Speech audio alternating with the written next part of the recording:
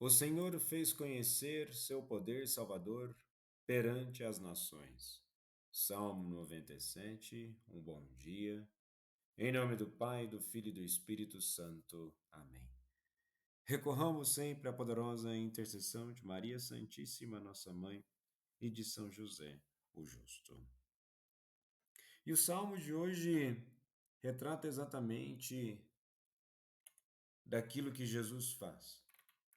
Ele vai de cidade em cidade, ele se coloca à disposição e com isso ele se fez conhecer, manifestando a sua essência divina em atitudes, palavras e presença. Na primeira leitura de hoje da carta de São Paulo aos Colossenses, capítulo 1, dos versículos 9 ao 14, Paulo nos oferece uma oração profunda que revela o coração da vida cristã. A busca do conhecimento da vontade de Deus, guiada pelo Espírito, com frutos de santidade e alegria. E ele inicia, por isso também nós, desde o dia em que o ouvimos, não cessamos de orar por vós e de pedir que sejais cheios do conhecimento da sua vontade, em toda sabedoria e entendimento espiritual, para que possais viver de maneira digna do Senhor, agradando-lhe em tudo, frutificando em toda boa obra e crescendo no conhecimento de Deus. E temos pontos centrais aqui de oração e intercessão, onde Paulo não apenas ensina doutrina, ele ora pelos cristãos. Isso nos lembra que a vida cristã é relacional e depende da ação de Deus. E ele menciona do conhecimento da vontade de Deus, que não é apenas conhecimento intelectual, mas sabedoria e discernimento espiritual, que transformam nossas decisões cotidianas. E o objetivo desse conhecimento não é acumular saber, mas viver de modo que agrade a Deus e produza frutos de bondade e santidade. E produzindo frutos de bondade e santidade, seremos libertos e participaremos da luz. Se somos libertos do poder das trevas e transferidos para o reino do Filho amado, temos a nossa redenção e devemos nos identificar com tal salvação a partir de nossas atitudes. Sendo assim, a salvação ela tem um início na história de cada pessoa e passando pela história de cada pessoa em uma dimensão existencial.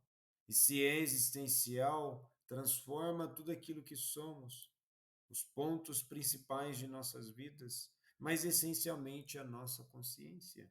Afinal de contas, a palavra para conversão em grego quer dizer metanoia, é uma mudança de consciência.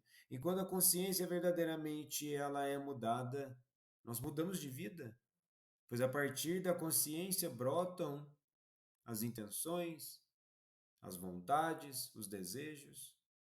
E se tudo isso convertido necessariamente e essencialmente a Cristo, viveremos em busca de tal santidade a partir da realidade às quais nós estamos inseridos. E no Evangelho de hoje, em Lucas capítulo 5, dos versículos 1 ao 11, vemos Pedro, Tiago e João lançando as redes sem sucesso. Após a palavra de Jesus, lançam as redes novamente e capturam uma quantidade extraordinária de peixes. Então Pedro reconhece sua pecaminosidade e responde: Afasta-te de mim, Senhor, porque sou um homem pecador. Mas Jesus diz: Não temas, de agora em diante serás pescador de homens. E vemos aqui que o chamado acontece na vida cotidiana. Pedro estava trabalhando, cansado e frustrado. Deus nos chama na rotina e na fragilidade humana. Há um falso pensamento e sensação de que espiritualidade se vive fora da vida do cotidiano. Não, não, não. A vida ela é para ser vivida e bem vivida, aproveitada na sua essência. E a santificação ocorre na nossa rotina e na nossa fragilidade. O que nós não podemos nos apegar é exatamente as nossas fragilidades, sabendo e tendo discernimento sobre o quanto nós somos frágeis. A única saída é a vivência em Cristo. E a vivência em Cristo de forma intensa nos leva à santidade. Mas para tudo isso é preciso uma obediência, e tal obediência gera fruto. Assim como Paulo pede que vivamos segundo a vontade de Deus, Pedro só experimenta a abundância quando obedece à palavra de Cristo. Pedro se sente indigno, mas Deus nos chama mesmo em nossa fraqueza e imperfeição.